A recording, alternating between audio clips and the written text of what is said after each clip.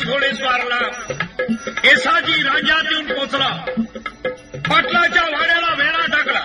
दरवाजा मोडला आणि येसाजी हात घुसला. पाटलाचे हातपाय बांधले, मुसक्या बांधला आणि पाटील पुण्याला आणलेला आहे. इकडे पुण्यात काय घडलेलं आहे?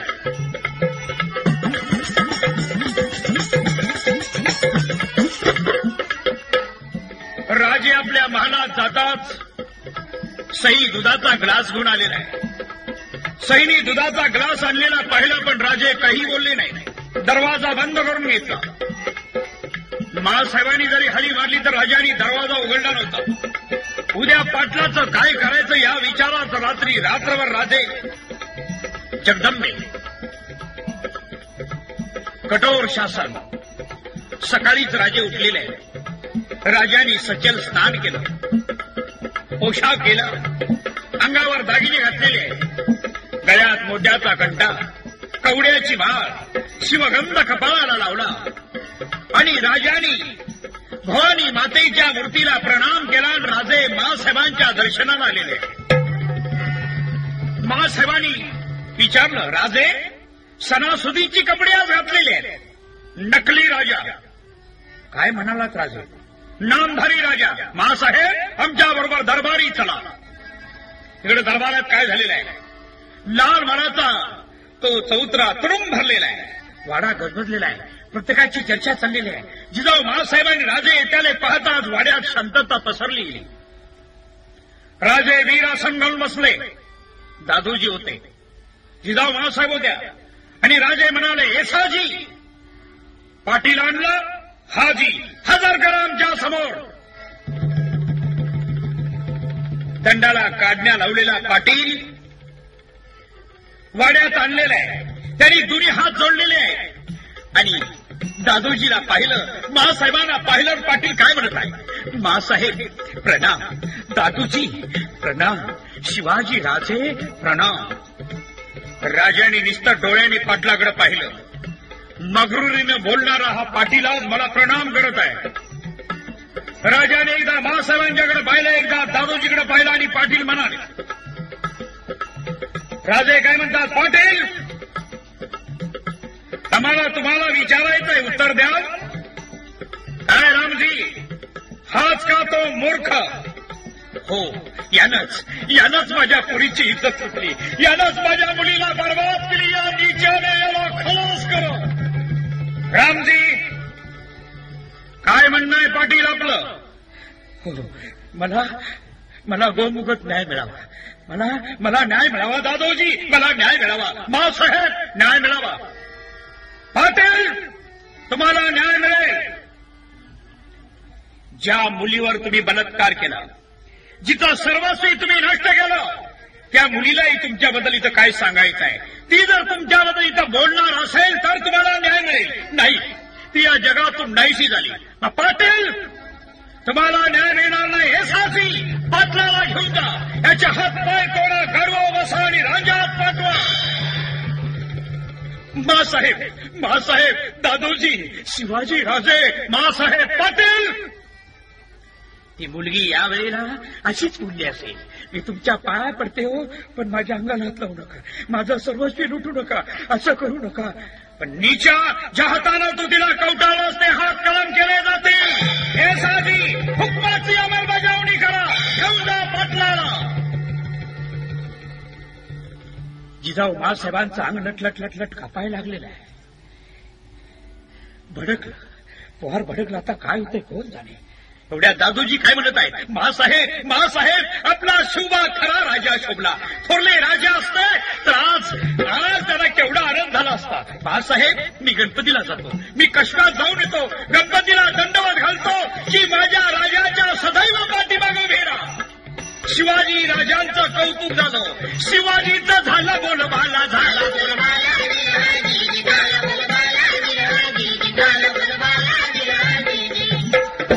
आत्मविश्वास वाटला सर्वांना रहित जनतेला. आता आपला कैवारी कुणीतरी आहे. आपल्या मुलीबाईकडे कुणी तिरी नजर करणार नाही. आपल्या मुलीबाई कुणी पळवू शकणार नाही. आपला राजा आपल्या संरक्षणासाठी आहे. शिवाजी राजांची घोडदौड सुरू झालेली आहे. दुसरा एक राजांचा मुद्दा सांगतो. राजांनी मावळे संघटित कसे केले, संघटना कशी बांधली गेली. लाल महालात खांबाला टिकून राजे उभे होते. एक टप्पुरा किडा आणि या किड्याला मुंग्या घेऊन चालल्या होत्या. त्या किड्याला हजारो मुंग्याला टकलेले आहे. तो किडा मुंगीच्या पावलानं सरकायला लागलेला आहे. राजांचं बारीक निरीक्षण झालं. राजांनी पाहिलं एवढा मोठा किडा आणि या किड्याला मुंग्या घेऊन जात आहे. या मुंग्या संघटित आल्या. या मुंग्यांनी संघटना बांधली आणि म्हणून एवढा मोठा किडा घेऊन चाललेला आहे. मला जर माझी संघटना बांधता आली, हे 12 मावळे एकत्रित करता आले, आम्ही आमचे हेवे दावे विसरून गेलो, मराठा तेवढा संघटित झाला तरी मुंगली सत्ता उलटून टाकायला वेळच लागणार नाही.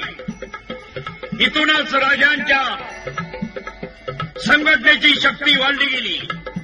संघटित करून मावळ्याला, करून मावळ्याला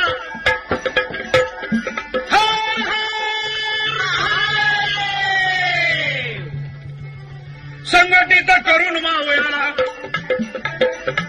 आणि राजांनी संघटना बांधायला सुरुवात केलेली आहे. दुसरा एक प्रकार आपल्या समोर सादर करत आहे. सकाळची वेळ आहे. राजे चौतऱ्यावर बसलेले आहे. अंगरका रक्तानं भिजलेला आहे. धिप्पार शरीराचा एक तरुण कानावडी काठी हातात आहे आणि वाड्यात आला काय म्हणतो, शिवाजी राजाचा वाडा हाच का. शिवाजी राजांनाच विचारलं. राजे हसले. काय हवंय तुला. मला शिवाजी राजांना भेटायचं आहे. एवढ्यात राजांचं लक्ष गेलं. त्याचा रक्तानं अंगरका भिजला होता. दंडाला जखम झाली होती. कोण आहे तिकडे. चारी बाजूनं माणसं पळत आलेले आहे. वैद्यराजाला बोलवा आणि त्याला विचारलं काय झालंय तुझ्या दंडाला. तुम्हासारखंच मला आणखीन एक जण विचारलं होतं. माझ्या दंडाला लांडग्यानं चावलेला आहे. 4-5 लांडगे आले होते. हातात माझ्या काठी होती. काठीच्या तडाख्यात एकाला पाडल्यानंतर सर्व पळून गेले. ती माणसं म्हणाली, अरे याचं शिपूट घेऊन जा. शिवाजीचा बामण बक्षीस देत असतो. दादोजी कोंडदेव तिथे आले होते. त्यांनी सांगितले आतमध्ये. शिवाजी राजांनी स्वतः आपल्या हातानं या भीमाच्या दंडाची जखम औषध लावून बांधली गेली. राजे आत गेले. एक तलवारीचं पाट, ती तलवार भीमाच्या हातात आणून दिली. त्यानं पाहिली. वा, रामपुरी दिसले. तुला याच्यातलं कळतं. मी लोहार आहे राजे. लोहार. लोहार आहे. इकडे का लावतो. आलो तो पोटासाठी. भीमा राहतोस का आमच्याकडं. ते राहीन ना राजे. दादोजी भीमाला लोहार शाळा काढून द्या. जिजाऊ मासाहेब म्हणत आहेत, शुभा कुठल्याही माणसाला लागलं जवळ करायचं नसतं. नाही मासाहेब, हा माणूस दगेबाज नाही. आणि इकडं लोहार शाळेमध्ये हत्यार तयार होऊ लागले. भाले तयार होऊ लागले. तलवारी तयार होऊ लागल्या. भाता घुमू लागला. भीमाचा हातुडा चालू होऊ लागला. आणि राजे एक एक मावळा संघटित करू लागले. राजांनी जी माणसं जवळ केली ही सर्व जाती धर्माची होती. लक्षात ठेवा. भिलोरा मुसी मांग महाराणा, कोणी कुंभार लोहाराला, संघटित करून सर्वाला, संघटित करून सर्वाला. आणि हिंदवी स्वराज्य निर्माण करण्याकरता राजांनी संघटना बांधायला सुरुवात केलेली आहे. राजांनी मानकोजी दसतोंड्याला एक पत्र दिलं होतं. मानकोजी तुम्ही आम्हाला येऊन मिळा. पण मानकोजीनं राजाला वेगळंच उत्तर दिलं होतं. मानकोजी राजाला म्हणत आहे तुम्ही पण आमच्यासारखे दरोडे घाला. हे मानकोजीचे शब्द राजाला आवडले नव्हते. आणि म्हणून आज राजांनी ठरवलं होतं की जायचं आणि मानकोजीचा समाचार घ्यायचा. राजांनी घोड्याला टाच मारलेली आहे. राजा निघालेले आहे. राजाच्या पाठोपाठ राजांचे असणार अंगरक्षक बरोबर आहे. राजांनी पुणे सोडलं. राजे पुणे सोडून मावळला जाता जाता मावळ वडगाव ओलांडलं आणि राजे ज्या ठिकाणी मानकोजी 10 तोंडे ज्या गुहेत राहत होता तिथे गेलेले आणि राजांनी सांगितलं मानकोजीची माणसं ताब्यात घ्या आणि राजे त्या गुहेमध्ये आत गेलेले आहेत. साठी वलंडलेला मानकोजी बसलेला होता. राजे समोर जाऊन उभे राहिले आणि काय म्हणाले, मानकोजी आम्ही तुमच्यासाठी आलेलो. मानकोजीनं राजाकडे पाहिलं पण मानकोजीची नजर राजाच्या नजरेला भिडू शकत नव्हती.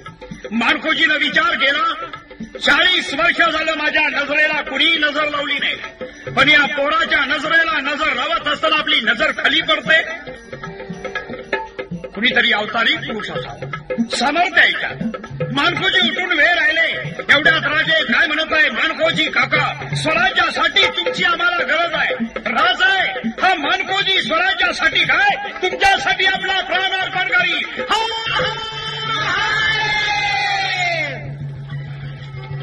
सहाय्य करून घेतलं सन्मान.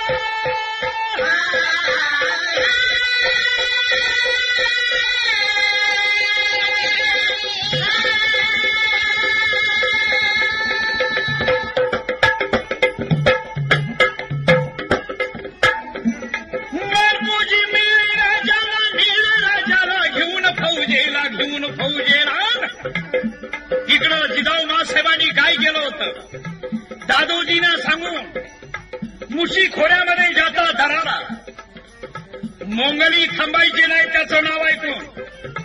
असा पराक्रमी वीर या मुशी खोऱ्यात राहायचं नाव आहे बाजी पासलकर. आमंत्रण दिलं बाजीला यावे पुण्याला.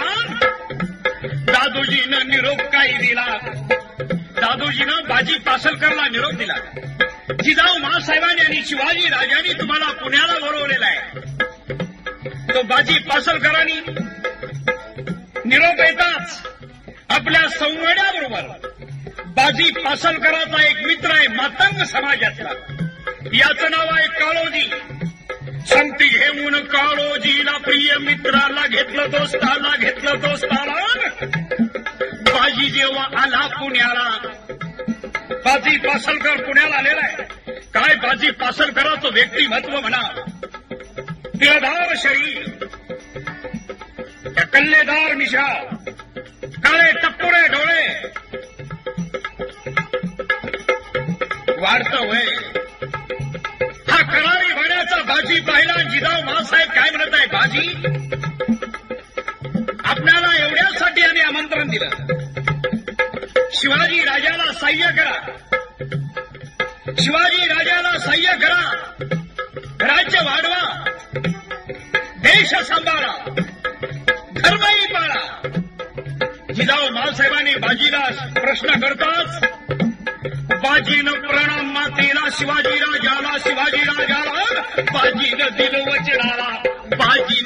वचनाला, प्राणपणाला लावून स्वराज्य वाढू, शिवाजी राजाला जतन करू असं म्हणता जिजाऊ मासाहेबांना आनंद झाला. आणि मुशी खोऱ्यातला हा पठ्ठा बाजी स्वराज्याला मिळाला.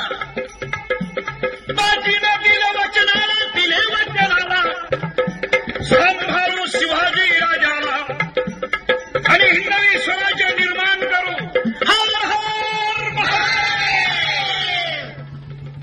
त्रिवेणी संगम याच वेळेला झाला आणि राजांचं विचारचक्र सुरू झालं. राजे आता मात्र राजांचं विचारचक्र कुठलं होतं म्हणाल तर राजांना हवा होता किल्ला. कुठला तरी किल्ला आपल्या ताब्यात पाहिजे आणि किल्ला ताब्यात आल्या वाचून आम्हाला काही करता येणार नाही. राजांनी किल्ल्याची योजना डोक्यात आणली होती. जाता येता राजे हा किल्ला बघत होते. शिवापूरच्या मुक्कामाला जायचे आणि राजांचं लक्ष त्या किल्ल्यावर गेलं आणि राजे या भीमाला काय म्हणत आहे, भीमा तुझी पाकशाळा कशी झाली. राजे आमच्या शाळेमध्ये सर्व तऱ्हेची हत्यारं तयार आहेत. राजांनी हत्यारं पाहिली, भाले पाहिली, तलवारी पाहिल्या आणि राजांचा एक एक सवंगडी राजांच्या जवळ येऊ लागला. राजे मासाहेबांना म्हणत आहे, मासाहेब आम्ही येसाजींच्या बरोबर जाऊ. मुक्कामाला त्यांनी बोलवलेलं आहे. राजे जावा, पण जात असताना श्रीमंती बरोबर घ्या, कारण राजे येणार म्हटल्यानंतर गरीबाच्या घरी अडचण होत असते. आपण आपल्या तयारीनं जावा. आणि राजे मुक्कामाला गेलेले. याच मुक्कामाला एक घडलेली घटना मी आपल्या समोर सादर करत आहे. शिवाजी आले गावाला, आनंद नर नारीला, लहान थोराला येती दर्शनाला. मुद्रा करती शिवाजी राजाला, मुद्रा करती शिवाजी राजाला, येसाजीच आनंद झाला.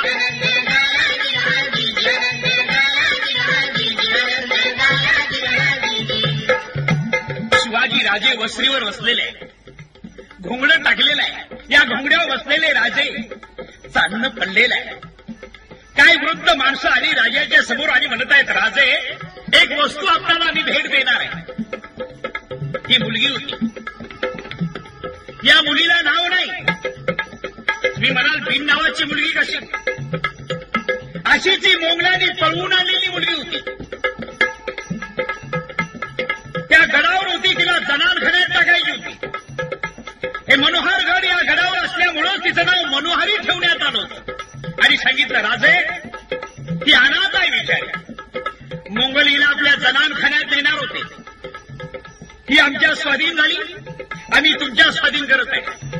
हे राजाने सांगितलं, हिला पुण्याला पाठवा. मासाहेब हिच्याबद्दल विचार करतील.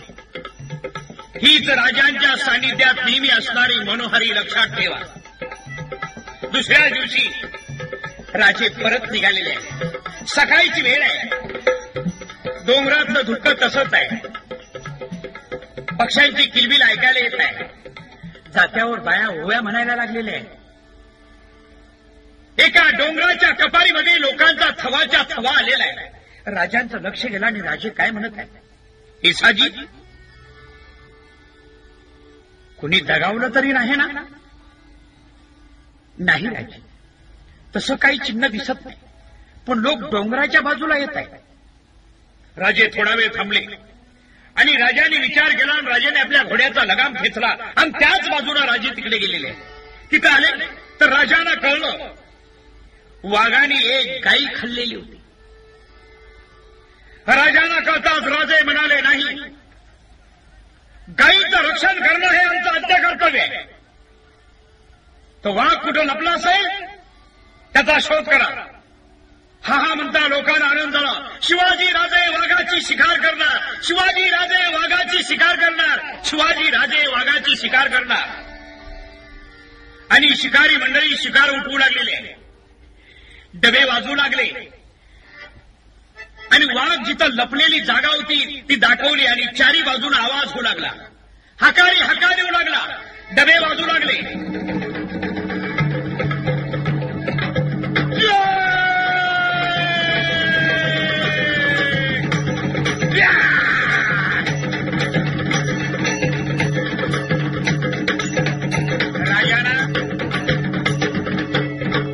शहाजी राजांनी बेंगलोरला दिलेली बंदूक ही राजांच्या जवळ होती.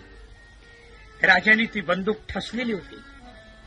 राजे त्या रोकानं उभे होते. एवढ्यात हकाऱ्यांनी सांगितलं, राजे वाघ आहे, या घरीतून बाहेर पडलेला आहे, तो सरळ खाली येत आहे. त्याच बाजूला राजे थांबले होते. राजांच्या बरोबर तानाजी होता, येसाजी होता. राजांनी सांगितलं, माझ्याशिवाय कुणीही वाघाला हात लावायचा नाही. हकारी हका देत आहे. वरल्या बाजूनं ते डबडी वाजत आहे आणि त्या डबड्याच्या आवाजामध्ये तो वाघ येत्याला दिसत आहे. येणारा वाघ एक दोन ठिकाणी थांबलेला आहे. तो थांबणारा वाघ पुन्हा फुटाला आणि येताच राजांनी त्याच्यावर बार टाकलेला आहे. राजांनी नेमथारूनी बार टाकीला आणि तो बार टाकताच वाघानं मोठ्यानं आरोळी ठोकली आणि जमिनीवर कोसळलेला आहे. राजांनी पुन्हा आपल्या हातातला भाला त्या वाघाच्या छातीमध्ये खुपसला. बारीक निरीक्षण केलं तर तो वाघ नव्हता, ती वाघीण होती. तिची बच्ची असली पाहिजे. सर्वांना आनंद झाला. वाघ मारल्यामुळं सर्वांना आनंद झाला. वाघाची शिकार झाली होती. आपल्या गायगुराचं संरक्षण झालं. एवढ्यात एका हकाऱ्यानं त्या वाघाची मिळालेली 3 बच्चे लहान आणली. आणि मग राजाच्या लक्षात आलं की 3 ठिकाणी थांबले होते. त्याच वेळेला आमच्या लक्षात आलं याचा कुठेतरी जीव गुंतलेला आहे. ही तिचे लहान बच्चे आहे आणि ही लहान बच्चे घेऊन राजे पुण्यात आलेले आहे. राजाने शिकार केली. राजाने शिकार केली. राजाने वाघाची शिकार केली. राजाने वाघाची शिकार केली. पण हे जिजाऊ महासाहेबांना कसं सांगायचं? राजे कारण महासाहेब राजावर रागवायच्या. राजे जर भीत होते तर फक्त जिजाऊ महासाहेबांना लक्षात ठेवा. कुणालाही भीत नव्हते. ती बचडी पणगाव ठेवलेले आहे. जिजाऊ महासाहेब आत येताच सईबाईंनी ती बचडी वाघाची दिसू नये म्हणून त्याच्या आडाला शोभ्या राहिलेल्या आहेत. एवढ्या जिजाबाईचं लक्ष गेलं. वा, तुम्ही बी साथीदार झाला म्हणे की राजांचे? नाही, ते म्हटले होते महासाहेब आल्या तर त्यांना दिसून देऊ नको, ते रागवतील. आपला मुलगा किती आज्ञाधारक आहे. आपला मुलगा किती आज्ञाधारक आहे. अरे हेच खरं मुलाचं कर्तव्य आहे. आणि राजांचं एक एक पाऊल असं होतं की ते यशाचं होतं, यशवंत होतं, गुणवंत होतं. आणि जिजाऊ महासाहेबांना एवढा मोठा आनंद होऊ लागलेला आहे. आनंद होऊ लागलेला आहे. आणि आनंदाच्या भरामध्ये घडलेला इतिहास पुढचा तुमच्या समोर सादर करत आहे. राजे गुप्तपणे सगळी हालचाल करायला लागलेली आहे. आणि या गुप्तपणीच्या हालचालमध्येच राजाने फिरंगोजी नरसाळ आपलं करायचं ठरवलं. राजे फिरंगोजी नरसाळाकडे गेलेले आहेत. आणि फिरंगोजी नरसाळ यांची आणि राजांची भेट झाली. नजरेला नजर होतात राजे म्हणाले, फिरंगोजी काका, तुम्ही आमच्या स्वराज्याला जर सामील झालात तर हिंदवी स्वराज्य निर्माण करू अशी श्रीची इच्छा आहे. फिरंगोजी नरसाळ उठून उभे राहिले. राजांना वचन दिलं आणि इथून राजांची ताकद वाढली. त्रिवेणी संगम झाला. त्रिवेणी संगमी झाला.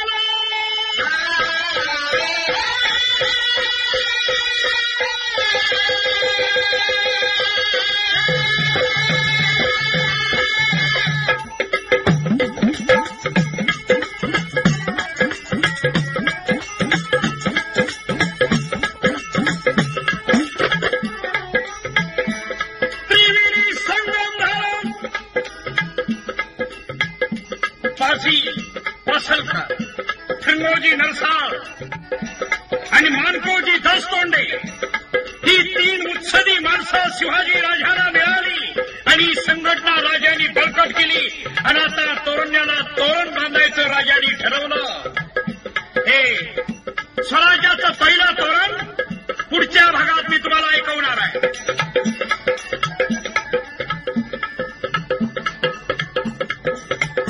सांगली जिल्हा वळवे तालुक्याला मुक्कामी माल्यवाडीला शाहिरी साज चढविला. पूर्ण चढवून शाहिरीचा दारा. शाहीर देशमुख घातो पोहड्यांना घात